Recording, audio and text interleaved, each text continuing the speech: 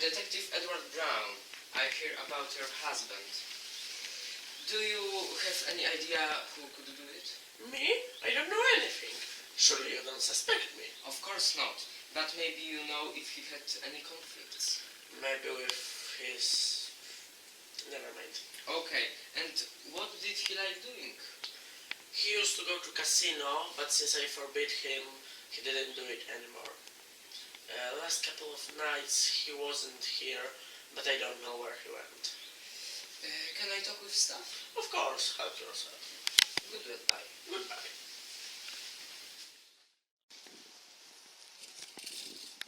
Good morning. My name is Edward Brown. I would like to ask some questions about Count's murder. What do you know about him? I often saw Count going out in the evening and coming back at night. I know Countess didn't like it. Anything else? Well, when I was watering the flowers near the window, I saw Countess doing something to his lunch. Thank you. Goodbye.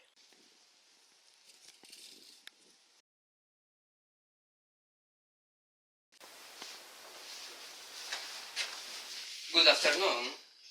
I'm Detective Edward Brown. May I ask you some questions about Count? Yes, of course. Was Count here? Yes, he visited us quite often and he owes me money. Why is that? Because he lost a lot of money and I lent him some. Do you know anything about Count's murder? But what, is he dead? Damn it! How am I supposed to get my money now? You can go to the court. Good day, Gypsy.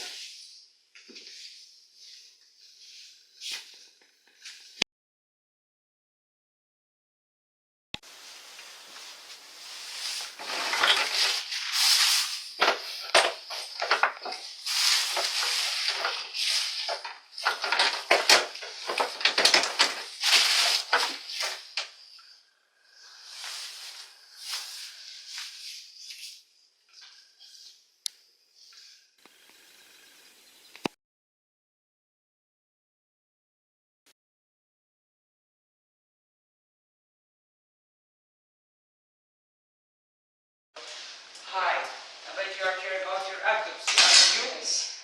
I have to say that's a very interesting case. Firstly, he was being poisoned with arsenic for 3 weeks. I understand that's the cause of death. Actually, it's not. He doesn't have enough arsenic in his system to kill. But the actual cause of death was fentanyl overdose. Are you trying to say that he was poisoned twice? Exactly. By the way, I had here one of his former employees. Poor man. He died from diabetes because of lack of insulin. So, if he hadn't lost his job, he might be still alive? Could be. But how did you know him? Everybody knows Crown and his staff. The guy's name was Harold Smith. Smith, you say. That's very interesting. Thanks for your information. I'm going.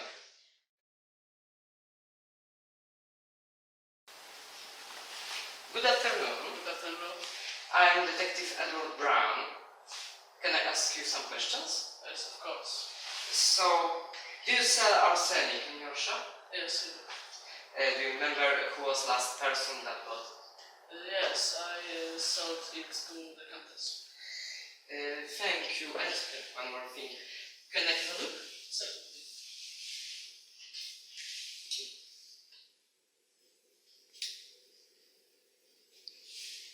Thanks.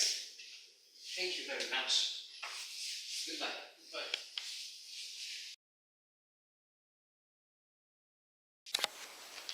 Good afternoon, everyone. We gathered here to finally solve the mystery of Count Windsor murder. Are you saying that you already know who killed him? Of course, but we should start from the very beginning. The first thing that seemed odd here was the problem of Count's disappearances couple days before his actual death. After a visit to the casino, I was puzzled. Anyone could be a killer. The gardener, Mr. Smith, drew my attention to the Countess. She, in turn, implied a local businessman. However, when I visited my dear colleague John Bennett, I realized that they are two criminals, not one. Only the local businessman didn't fit to the puzzle. Not only was poisoning not in his style, but also he didn't gain anything from Count's death. Let's stick to the point here. Who did it? Countess was my main suspect. I went to the pharmacy to confirm my suspicions. The autopsy showed that Count was regularly being poisoned with arsenic. The gardener and part of the staff saw Countess acting strangely and doing something to Count's meals. You, my lady, were trying to get rid of your husband. Pharmacies confirmed that you bought arsenic and presumably wanted to stop Count's reckless spending. Fortunately for you, it wasn't the arsenic that killed Count Windsor. Second thing I noticed in pharmacy was prescription for fentanyl for one Scott Smith. Then I remembered Bennett saying something about former Count's employee who died recently. He was your father, wasn't he? Yes, but it doesn't prove anything. And what about the syringe I found in your room? I'm positive that we will find fentanyl and your fingerprints on it as well as Count's blood. Am I right? Yes, I killed him, but it was worth it.